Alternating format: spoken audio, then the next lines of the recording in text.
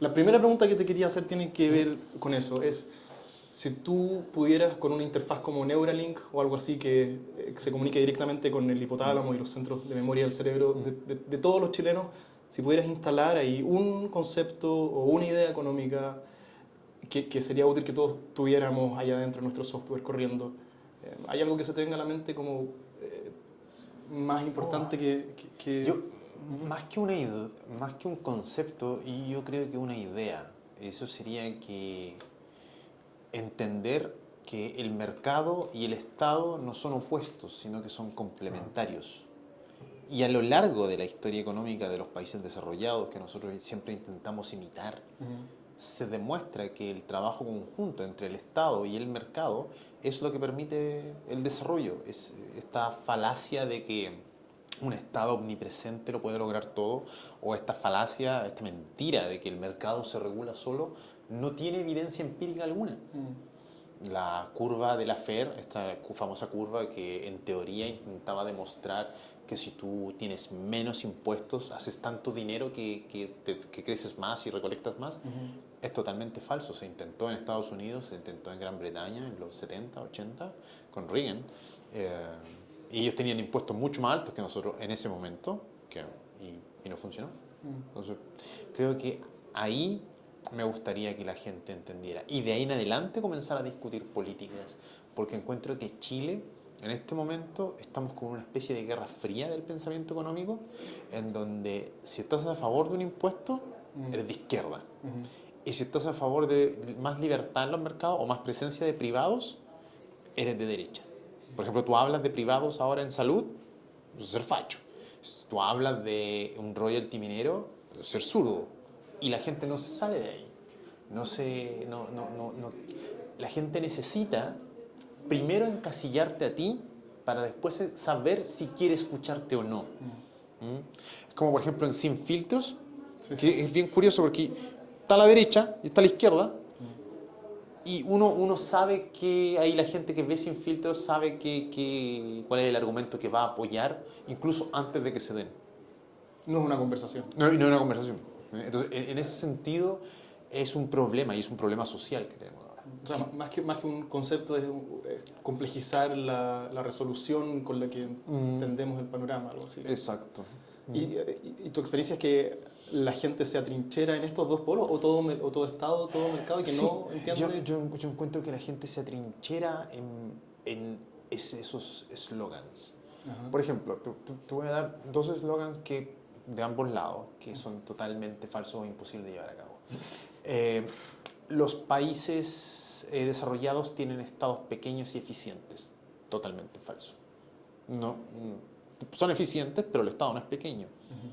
Chile, los empleados públicos de Chile llegan al 13%, en Estados Unidos es 14%, en Finlandia es 30%, en Noruega 28%. ¿Ese es el porcentaje de la masa laboral? De la masa laboral de esos países.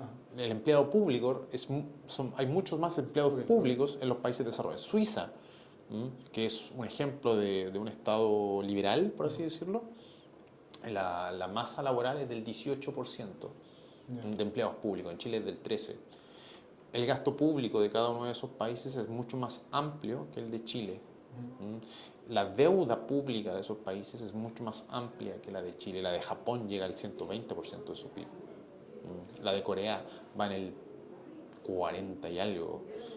Entonces, realmente el Estado chileno interviene muy poco.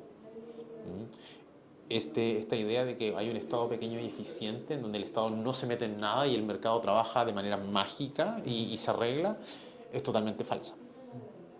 Por ese lado. Y por el otro lado, esto de que vamos a cambiar el modelo en donde vamos a producir menos y vamos a tener más por parte de la izquierda, también es totalmente falso. No existen derechos sociales sin capitalismo. Es así de simple. Tú para pagar egresos constantes, que son los derechos sociales, en los cuales yo estoy 100% de acuerdo, tú necesitas generar ingresos constantes. ¿Por qué parece ser difícil de sostener estas dos ideas simultáneamente? ¿Por qué a tanta gente le cuesta, crees tú? Honestamente, yo creo que eso es un vestigio de la dictadura. La gente asume directamente capitalismo con Pinochet.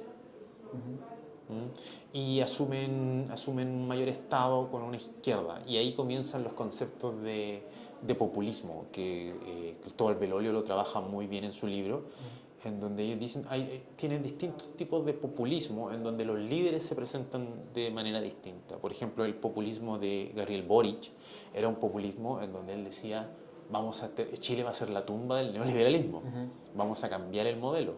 Bueno, en ese cambio del modelo, él firmó el TPP-11, hizo tratos con SQM, aprobó mineras, porque se dio cuenta que si quiere pagar todos los derechos sociales con los cuales la mayoría estamos de acuerdo, necesita generar riqueza. El populismo de José Antonio Kast, por el otro lado, era combatir el comunismo, ¿cierto? En su campaña presidencial, él decía, vamos a cortar con todos los países comunistas. Y la gente lo aplaudía, porque él estaba a favor de los derechos humanos. Pero se le olvida que China tiene el 36% de nuestras exportaciones y el 56% de nuestra materia energética. ¿Vamos a cortar relaciones con China? ¿Vamos a cortar relaciones con el principal aportador al PIB de Chile? Le preguntaron eso en algún momento directamente. Machiati le preguntó y dijo, y se quedó callado. No respondió. No. Decía que vamos a bajar los impuestos, y si vamos a bajar los impuestos, ¿cómo pagamos la deuda que ya va aproximadamente en un 34% de deuda? Entonces, ¿cómo pagas eso si bajas menos impuestos? No te dan. Y eso es populismo, porque la gente, cuando la gente que tiene una pyme, yo tengo una pyme, le dicen, te vamos a pagar menos impuestos. O sea, perdón, te vamos a cobrar menos impuestos. Inicialmente suena bonito, pero después te das cuenta que hay un montón de problemas estructurales con eso que te van a hacer que el remedio sea peor que la enfermedad. Esa frase, no hay derechos sociales sin capitalismo, que parece ser una contradicción, me hace todo el sentido del mundo. Un problema aquí en el panorama es que es difícil saber en quién confiar, ¿cierto? Porque las diferencias de opinión, como tú nombráis, son abismales. Entonces, desde comunistas hasta narcocapitalistas. ¿Cómo uno puede afinar su intuición y saber, ¿cierto?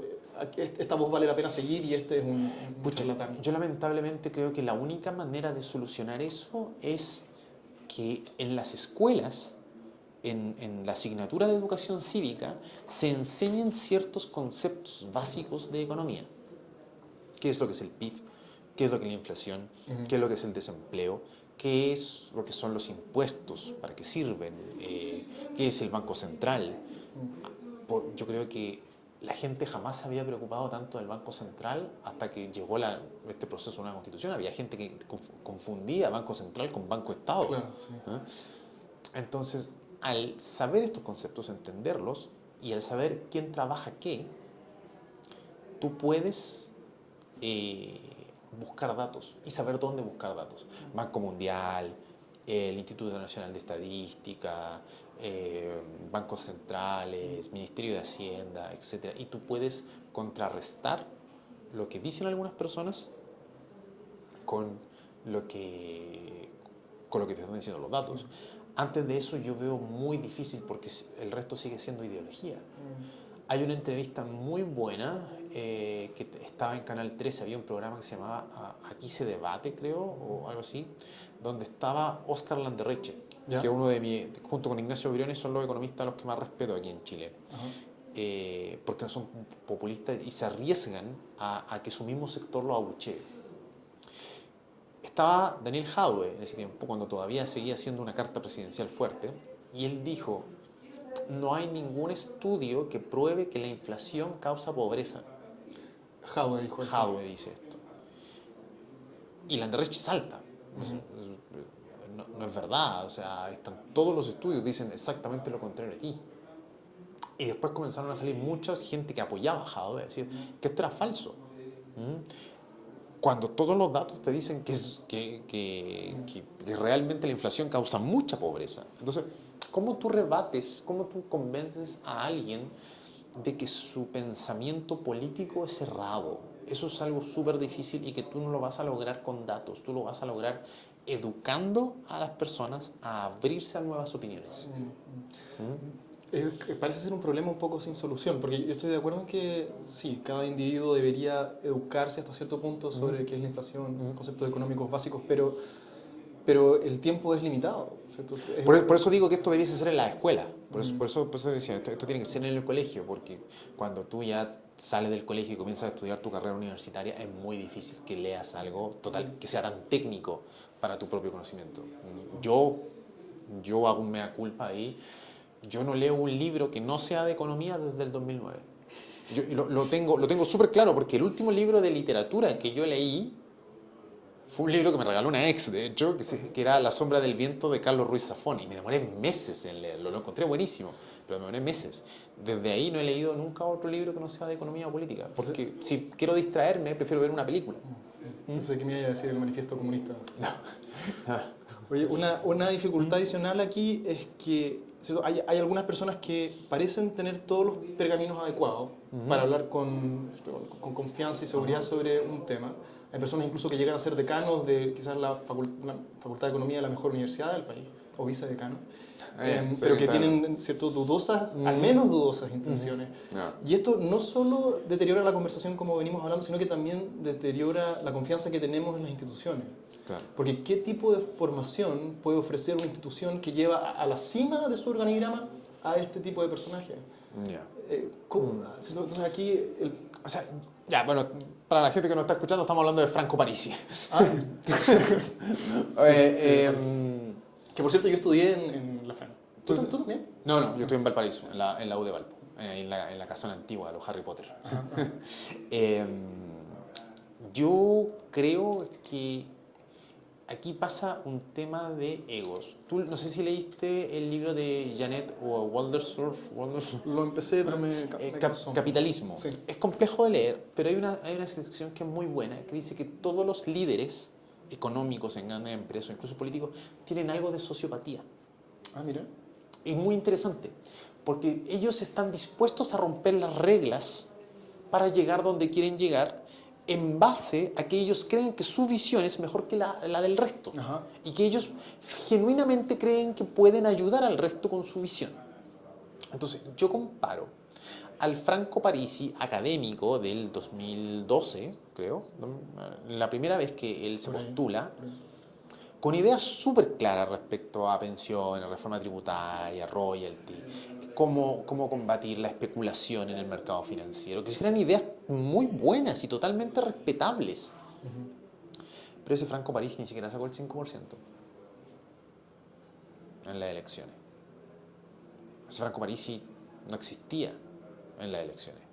El Franco Parisi de ahora, el Franco Parisi del PDG, de los Bad Boys, ese que le dice Guatón Boric al presidente, ese que le dice que le está haciendo la pega a Mario Marcel, cacho el descaro. Ese fue el tercer lugar en las elecciones, desde su cómodo sillón en Estados Unidos. Entonces, lamentablemente la técnica, el conocimiento, no te trae votos. El populismo te trae votos. Y eso es de lo que él se dio cuenta y ha estado sacando provecho de eso. Ahora el PDG murió, ya pasó la ola. Sí. Pero él sacó mucho provecho de eso. Él lo entendió. Pamela Giles lo entendió. ¿Cuál es el problema de ese populismo? Ese populismo te funciona hasta que llegas al poder. Lamentablemente, como le pasó a Gabriel Boric. No al TPP-11, firmaste el TPP-11. No al estado de excepción, pediste prórroga 8 veces del estado de excepción. Deben ser todas las cosas en que sea contradecido. Claro, y eso es, queremos los retiros. Aprobaste, estuviste a favor de todos los retiros. Asumiste el poder, en la última votación por un retiro había sido en diciembre, asumiste el poder en mayo, abril-mayo. En junio se hace una nueva votación y ahí es totalmente en contra. ¿Por qué? Y por otro lado, la derecha votando a favor. Porque ¿cuál es el objetivo de una oposición? ¿Llegar a consensos o simplemente hacer el trabajo de quien está en el mando más complejo? Porque mientras el gobierno pierda, la oposición gana. En ese sentido, la política es un juego de suma cero. Hay una idea que he estado pensando, no sé, te la voy a contar a ver qué te parece, no sé si te hace sentido, que es que en cuanto más aburrida sea la política, puede que sea una señal de que las cosas se están haciendo mejor, porque si es demasiado interesante, Ujú. si estamos todos involucrados en lo que está pasando, es Ajá. porque los impulsos más básicos de nuestra mente de primates han sido, ¿cierto?, presionados y despertados. Mientras que cuando lo que pasa en política es aburrido, Ujú. ¿cierto?, cuando no estamos todos tan encima de lo diario. Lamentablemente, cuando la política es aburrida es cuando se hace técnica. Mm. Es cuando alguien está debatiendo realmente con datos, con ideas. ¿Ah? Por ejemplo, yo he seguido, no sagradamente, pero sí he seguido bastante cómo ha trabajado la comisión de expertos ahora. Ujú. Los debates que ha tenido la comisión de expertos son infinitamente más nutritivos que los debates que presencialmente me tocó ver en la convención pasada, hablando de nuevos sistemas políticos, hablando de cómo podemos hacer esto más democrático, hablando de cuáles serían las ventajas y desventajas de un banco central que tome en consideración el empleo también. Hay datos, hay debate. Y claro, pero a la gente no le gusta. ¿Por qué? Porque no me representa. Claro. Porque ellos quieren verse de alguna manera involucrados ahí. Pero lamentablemente hay que entender una verdad muy fuerte. Tus buenas intenciones no hacen que tus ideas sean buenas. Y eso es algo muy, muy difícil de comprender. Mis intenciones, que por muy loables que sean, Sí. no hacen que mis ideas sean buenas. Y yo entendí eso a través, porque yo me dedico a la investigación académica, entonces yo entendí eso a través de la investigación. Tenía ciertas ideas y luego a través de la lectura y la reflexión y el debate con mis profesores, te vas dando cuenta que el mundo no funciona como tú creías que funcionaba. Y que a veces tienes que tomar ideas que son poco populistas, pero son por el bien mayor. Churchill decía, la diferencia entre un político y un estadista es que el político piensa en la próxima elección, el estadista está pensando en los siguientes 10 años del país.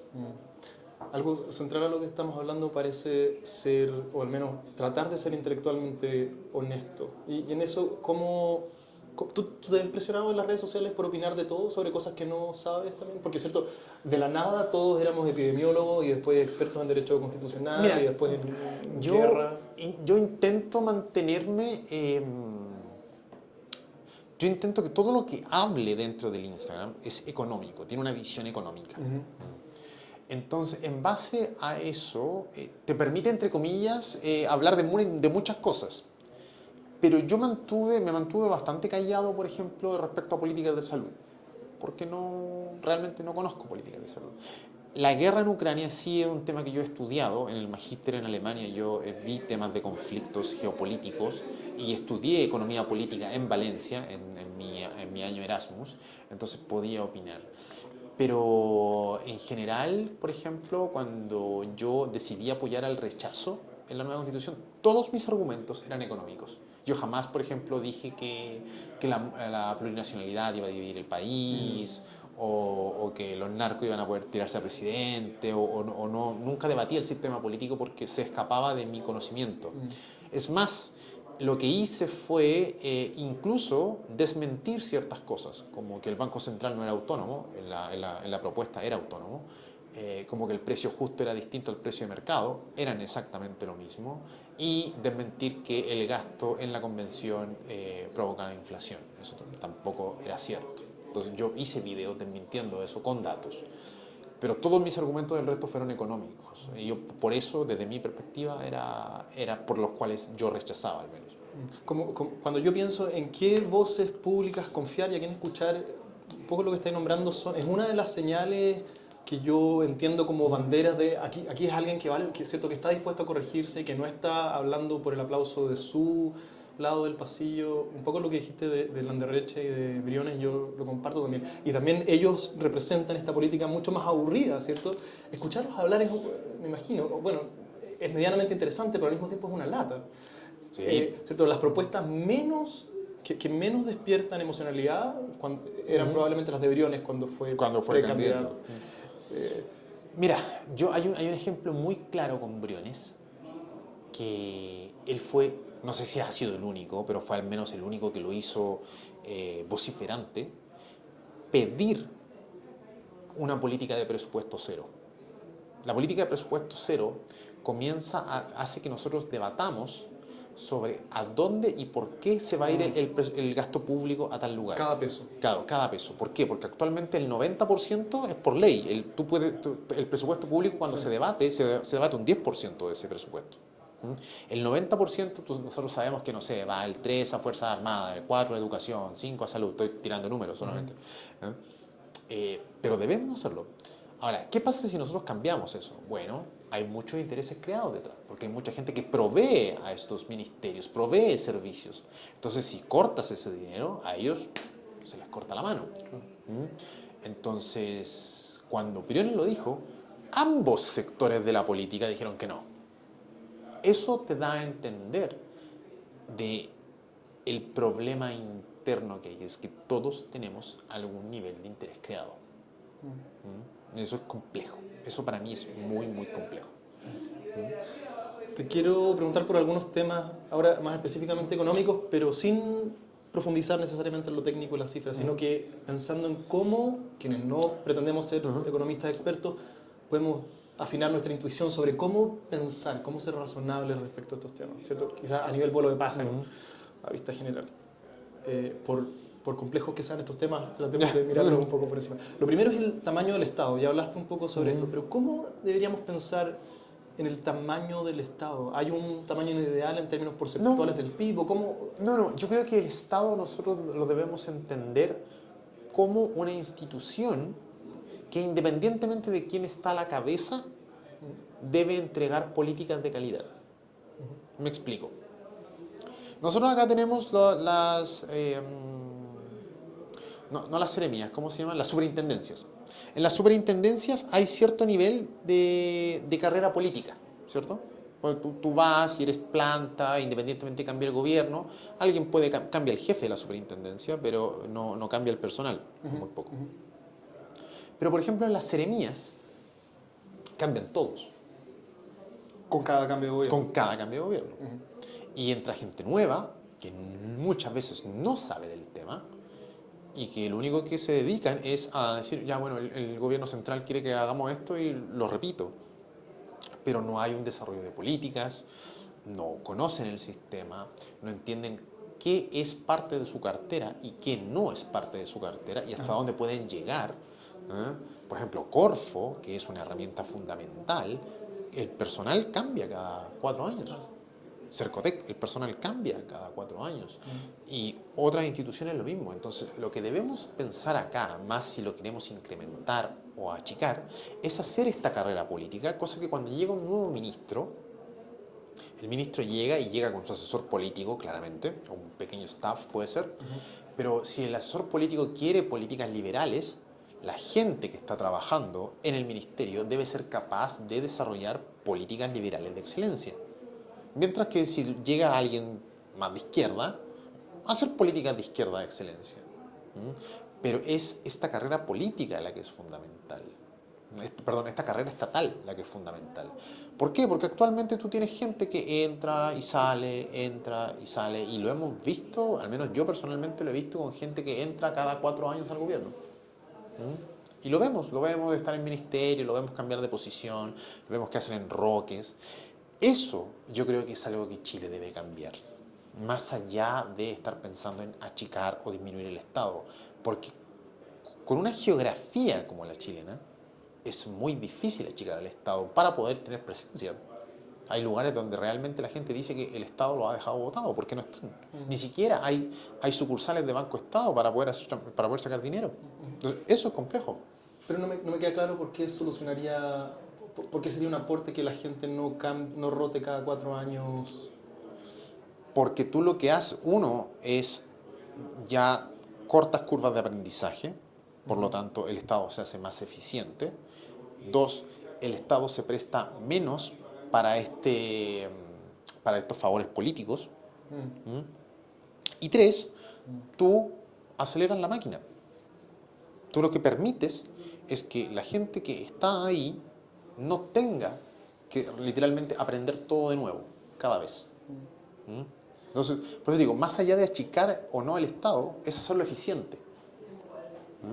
Es hacer que cuando llega un nuevo gobierno, se instalen dentro de primeras 2 semanas y luego comenzar a trabajar.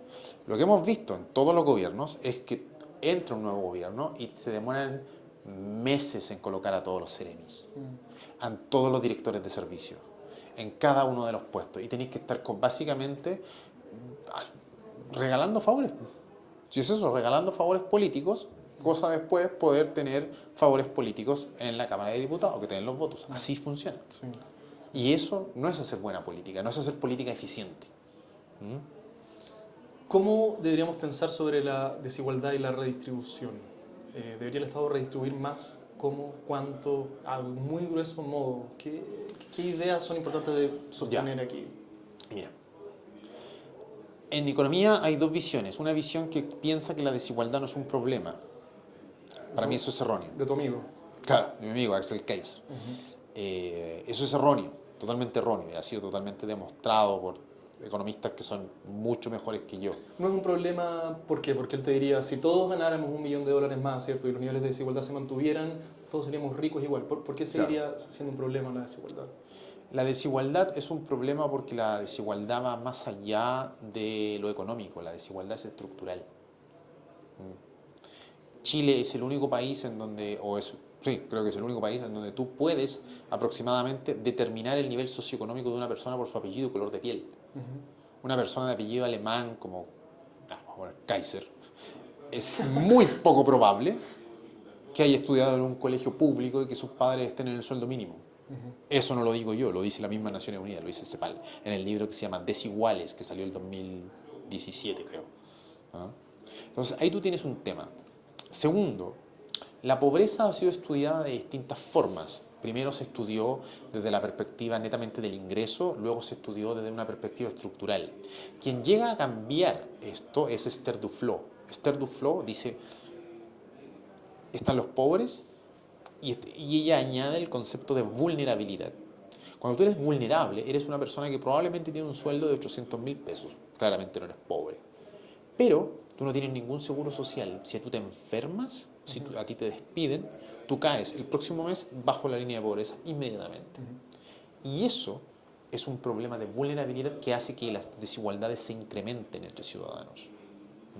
Porque acá, me voy a poner bíblico, los pecados del padre lo pagan los hijos. Si el padre, entiendo como padres, toma malas decisiones financieras, probablemente los hijos de esa pareja van a tener un muy mal pasado. Sí. Acá no hay ningún colchón que te permita estudiar, tener salud, tener pensión. Por lo tanto, la desigualdad es mucho más profundo. La desigualdad corta tu libertad de escoger. Voy a ser autorreferente en esto. Cuando yo tenía 17 años, la última carrera que yo quería estudiar era economía.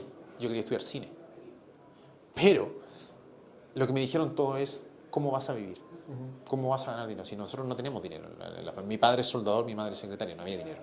Entonces, arriesgarse a hacer algo que te gustaba y fallar financieramente no era una opción. Y creo que eso le pasa a muchos ciudadanos en Chile. Entonces, ¿qué haces? Tomas una opción que es relativamente segura, estudias algo que no te gusta tanto y desarrollas tu vida después. Entonces, eso es un problema. Por eso la desigualdad es un problema. No me queda claro. Yo entiendo que la desigualdad es un problema también más allá de lo meramente material, ¿cierto? Yo defino mi bienestar un poco en dónde me ubico en relación a mis pares, y esto es una cuestión psicológica que traemos desde los bonobos y los chimpancés que hacen lo mismo. Pero no me queda claro por qué, imaginémonos que todos multiplicáramos nuestro poder adquisitivo por 1.000, ¿cierto? Y jugamos al juego hipotético de Kaiser, donde todos somos millonarios, solo que los millonarios hoy son trillonarios, y la gente que gana el sueldo mínimo, oye, es solo para entender el argumento, ¿por qué está incorrecto esto? Porque independientemente, bueno, ahí estoy haciendo una pregunta monetaria, si el sueldo mínimo hoy fuera $1.000.000, por ejemplo, el arriendo ahora... No, pero manteniendo, ¿cierto? Manteniendo los...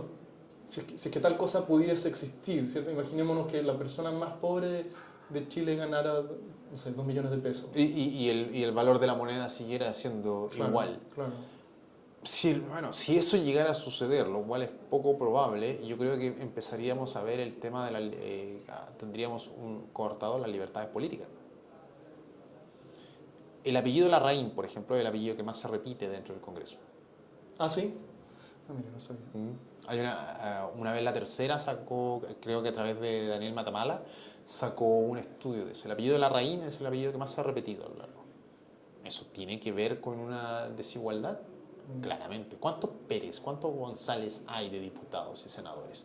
¿Cuántos presidentes de que hemos tenido desde 1990 hasta ahora vienen de una familia que no sea de clase alta? Eso claramente no puede ser una coincidencia. Cuando tú hablas, por ejemplo, de los jugadores de tenis o los pilotos de Fórmula 1, ¿hay algún piloto de Fórmula 1 o un jugador de tenis que haya estado en el Sename? Ellos no tienen la libertad para eso.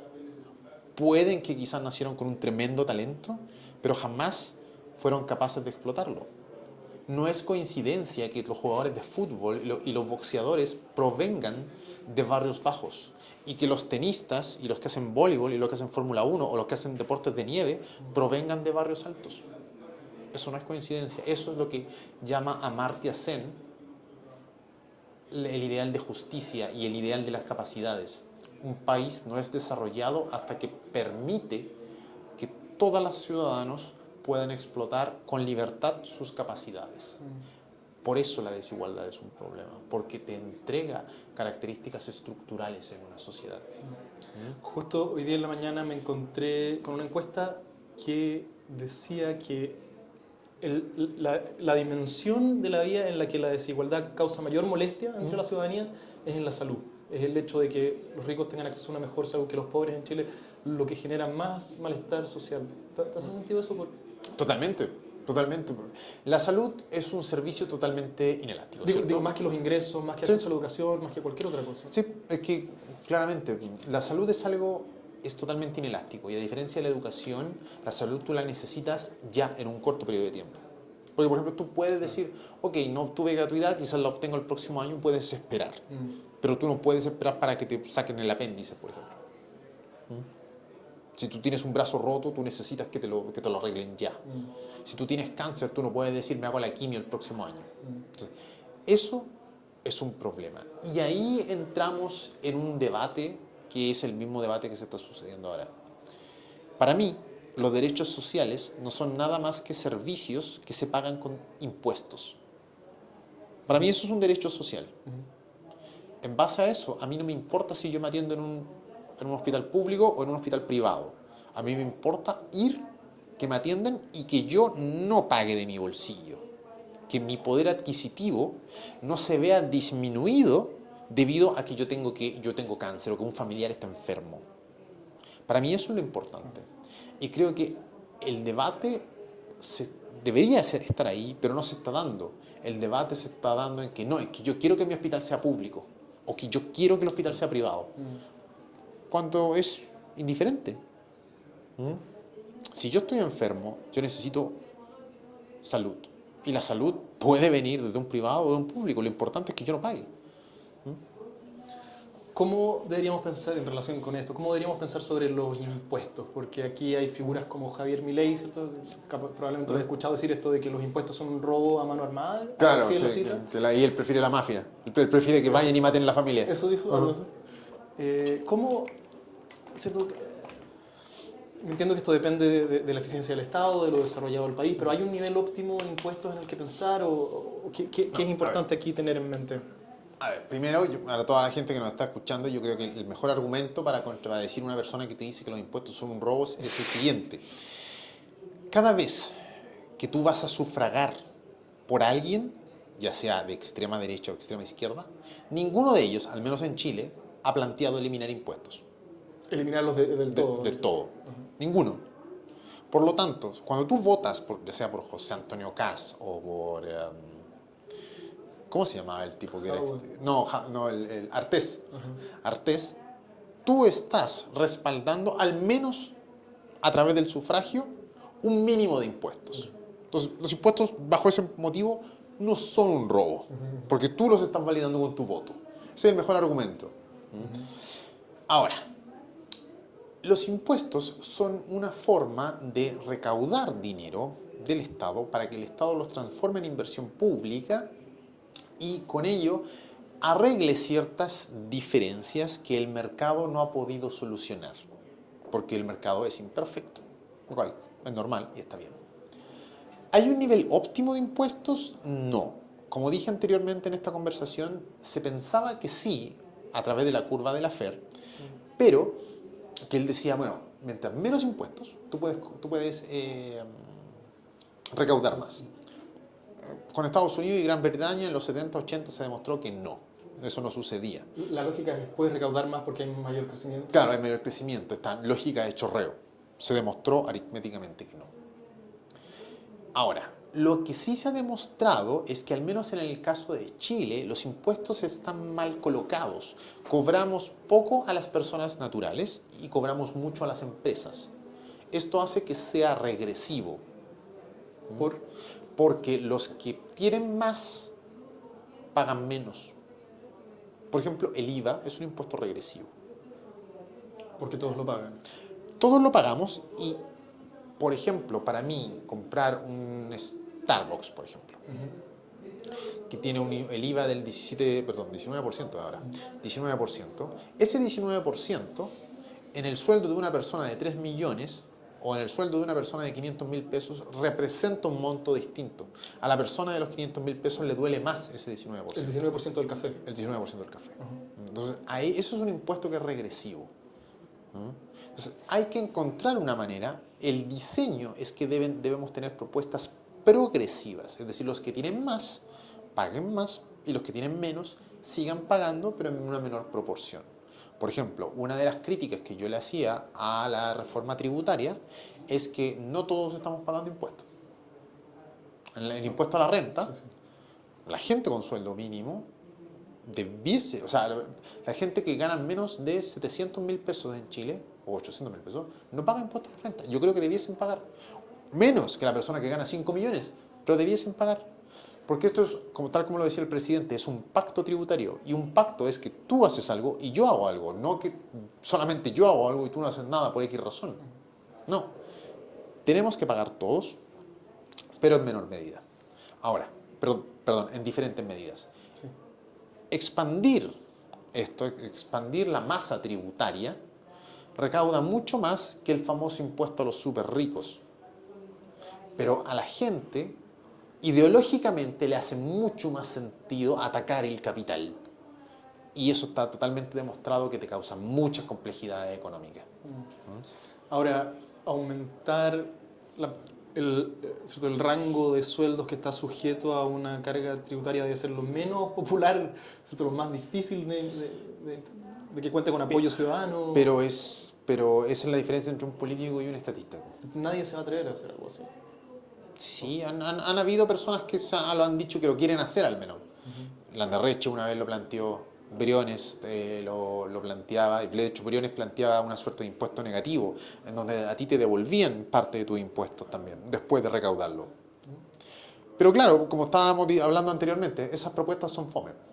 Es mucho mejor decir, yo voy a ir contra los más ricos, yo voy a atacar a Juan Sutil, yo voy a atacar a Ponce Lerú, yo voy a ir contra Luxic, y les vamos a quitar lo que ellos tienen y se los vamos a dar a nosotros, tipo Robin Hood. Incluso Sáez y Zuckman, que son los autores que en algún momento plantearon este impuesto a los súper ricos y son estándares de la economía progresista, dicen que este impuesto no te va a servir de nada si todo el mundo, es decir, todos los países se colocan en acuerdo para cobrarle esto a los súper ricos. Porque para un súper rico, este 0,1% que gana más de 100 millones de pesos mensuales, ellos toman su dinero y lo colocan en otro país así. Y eso lo único que hace es dañar la estabilidad financiera de tu propio país.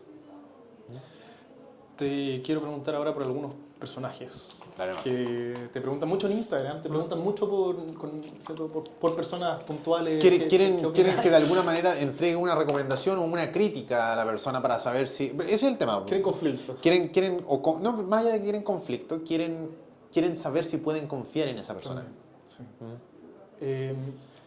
Entonces, quizás rápido, ¿qué opinión? Hemos hablado harto de Axel Kaiser y creo que es la persona por la que más te preguntan, quizás. Probablemente. En tus historias Porque me bloqueó de todos lados después de que yo le ofrecí 3 debates. Ah, ¿te bloqueó así? Me tiene bloqueado de todos lados. Javier Milei también.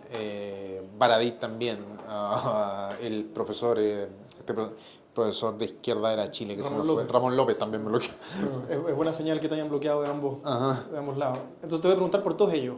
Axel Kaiser, ¿qué haces del hecho de que su libro sea un superventas en Sudamérica? Eso simplemente demuestra la ignorancia de la gente respecto a la política. Yo leí el libro, lo compré, lo leí, es pésimo. Obvia toda la complejidad económica que existe.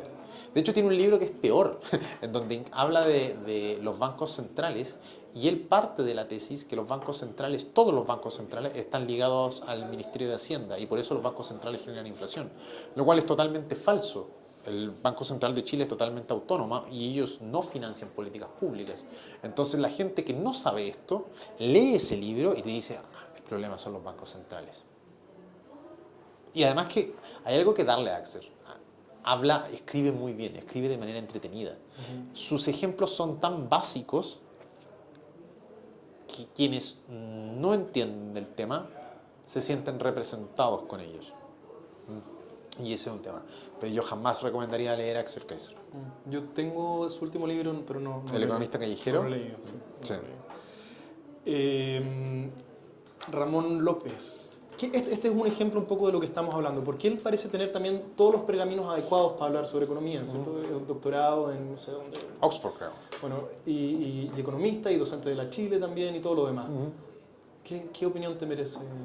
Bueno, yo creo que es esta visión del hombre que académicamente también no logró llegar hasta donde él quería, y en términos políticos, y luego comenzó a trabajarlo de otra manera, que era una manera más populista. Una vez Ramón López comenzó a decir que los retiros no causaban inflación y que que la inflación era causa externa.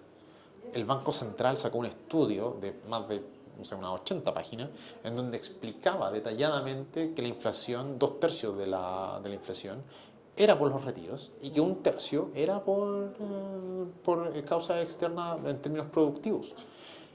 Eso es ya comenzar a caer. Mira, yo tengo un muy buen amigo, doctor en economía de la Universidad de Washington, Jorge Rojas. Él ha intentado ser diputado 2 veces. Tampoco le ha resultado. Él decidió no caer en el populismo y se quedó en la academia.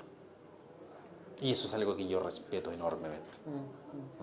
Antes de comenzar a decir que vamos a tener democracia popular, en donde todos vamos a votar las leyes desde nuestro celular, antes de comenzar a decir que vamos a tener un equipo de EA Sports nacional o todo eso, dijo no, me salgo y me quedo en la academia, que es lo mío, y lo hace bien. Y yo respeto eso porque es una pena pasar de ser académico a pasar de ser un charlatán.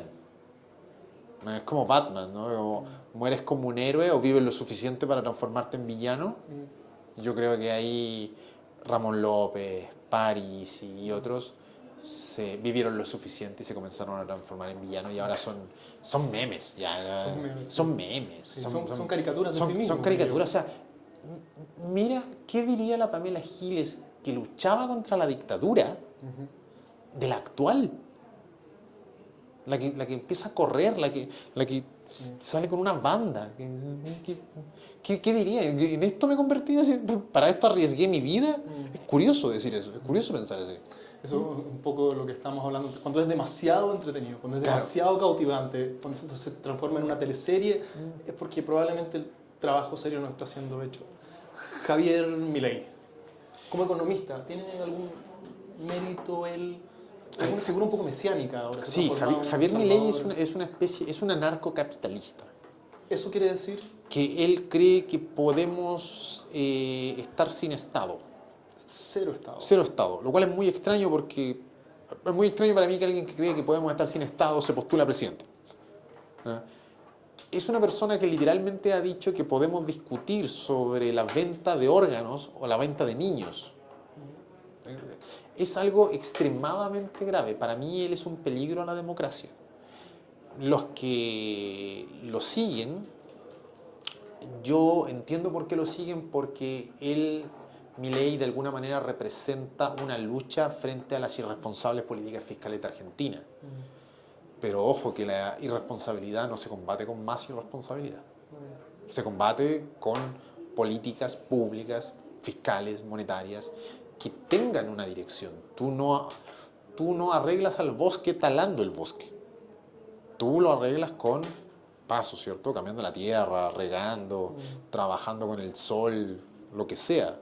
Pero no lo haces quemándolo. Y yo creo que eso es lo que va a pasar con Argentina si es que Milei sale electo. Ahora, desde un punto de vista como académico, en términos de investigación, para nosotros sería increíblemente entretenido. Uno, porque no es nuestro país, entonces nosotros no sufrimos las malas consecuencias de eso. Pero podríamos ver, mira, aquí alguien llegó y dijo que iba a cambiar todas estas cosas, desde el otro extremo, por así decirlo, como Boris, que decía que iba a cambiar todo, así como combatiendo el neoliberalismo. Tenemos a Milei, que dice que va a arreglar todo con más neoliberalismo. Bueno, veamos si funciona. Veamos si en 4 años logras algo. Desde el punto de vista académico, de los datos, es muy entretenido. Ahora, me asustaría mucho si yo fuera argentino. Es tan interesante que es demasiado interesante. Claro. Quizá. Y ahora ya estoy consciente de nuestro tiempo, Roberto. Entonces quería hacer alguna pregunta un poco más filosófica. Dale. Lo primero que te pregunté fue qué implantarías en el cerebro de todos los chilenos en cuanto a la economía. Si sacamos esa restricción, y puede ser cualquier idea, económica o no, y también eliminamos la restricción de nacionalidad, sino que sería toda la especie humana, quizás no una idea como una verdad, ¿cierto? Sino como una idea a masticar, que te gustaría transmitirle a todos los miembros de la familia humana para que la piensen. Una actitud, quizás un libro, un concepto. ¿Hay algo que se te venga a la mente que sea importante distribuir en el mercado de las ideas de forma masiva? Sí.